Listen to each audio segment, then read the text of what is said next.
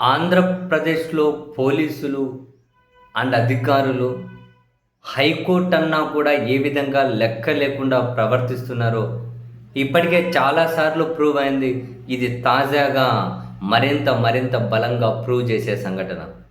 యాక్చువల్‌గా మచిలీపట్నం ఈడేపల్లిలో ఉండే వైఎస్ఆర్ కాంగ్రెస్ పార్టీ కార్యాలయం నిబంధనలకు విరుద్ధంగా ఉంది. దాన్ని కూల్చేయాలని చెప్పి అక్కడ మున్సిపల్ కమిషనర్ వరుసపెట్టి నోటీసులు ఇస్తూ ఉంటే, అక్కడ అన్ని నిబంధనలు పాటించినా కూడా కక్షపూరితంగా వ్యవహరిస్తున్నారు అని ఆ జిల్లా అధ్యక్షులు మాజీ మంత్రి పేర్ని నాని గారు ఇంతకుముందే హైకోర్టులో పిటిషన్ వేసి ఉంటే, నిబంధనల ప్రకారం ఇంపాక్ట్ ఫీజు వసూలు చేసి ఆక్యుపెన్సీ సర్టిఫికేట్ జారీ చేయండి అని మున్సిపల్ కమిషనర్కు చీఫ్ జస్టిస్ నేతృత్వంలోని ధర్మాసనం ఆదేశాలు ఇచ్చింది.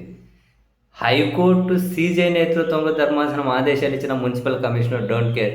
మళ్ళీ వరుసగా నోటీసులు ఇస్తున్నారట, కూల్చేస్తామని. దీని మీద పేర్ని నాని గారు వైసీపీ జిల్లా అధ్యక్షులు మళ్ళీ హైకోర్టుకి వెళ్తే, తాజాగా ఆ పిటిషన్ను విచారించిన హైకోర్టు ఆ మున్సిపల్ కమిషనర్ నోటీసులని కొట్టి అవతల పడేస్తూ చాలా సీరియస్ వ్యాఖ్యలు చేశారు. ఏమని? ఇంపాక్ట్ ఫీజు వసూలు చేసి ఆక్యుపెన్సీ సర్టిఫికేట్ జారీ చేయాలన్న మా ఆదేశాలకు విరుద్ధంగా, చీఫ్ జస్టిస్ నేతృత్వంలోని ధర్మాసనం ఇచ్చిన ఆదేశాలకు విరుద్ధంగా మళ్ళీ ఎలా నోటీసులు ఇస్తారు? మచిలీపట్నం మున్సిపల్ కమిషనర్ చర్యలు కోర్టు ధిక్కారం కిందకే వస్తాయి. సుమోటోగా కోర్టు ధిక్కారణ చర్యలు చేపడతాం. మా ఆదేశాల మేరకు ఎందుకు ఆక్యుపెన్సీ సర్టిఫికేట్ ఇవ్వలేదో, ఎందుకు పదే నోటీసులు ఇస్తున్నారో మున్సిపల్ కమిషనర్ వివరణ ఇచ్చి తీరాల్సిందే. దీనిపైన అఫిడవిట్ దాఖలు చేయాలి. కోర్టు ఆదేశాలను ఎందుకు ఉల్లంఘించారో చాలా స్పష్టంగా చెప్పాలి. ఏం నవ్వులాటగా ఉందా? కోర్టు ఆదేశాలంటే, కోర్టు పవర్ అంటే ఏంటో రాష్ట్రంలోని అధికారులందరికీ చూపిస్తాం. చట్టం కంటే ఎక్కువని భావించే వాళ్లకు ఆ ఆదేశాలు ఎలాగుంటాయో కూడా చూస్తారు అని చాలా సీరియస్ వ్యాఖ్యలు.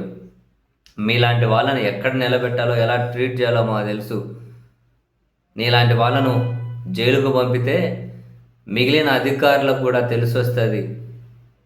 కామెడీగా ఉందా కోర్టులు అంటే అని చెప్పి చాలా తీవ్రంగా హెచ్చరించింది.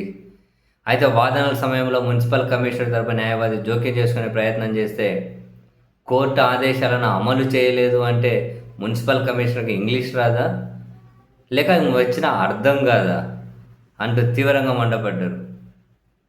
చాలా మండిపోయినట్టుంది హైకోర్టుకి. మేము ఇచ్చిన ఆదేశాలు చాలా స్పష్టంగా ఉన్నాయి అని చెప్పి. సో మొత్తం మీద పదే ఉల్లంఘనలకు పాల్పడుతున్నారు కదా, హైకోర్టు కూడా చిరెత్తుకొచ్చినట్లుంది. మరి ఏం చేస్తారు?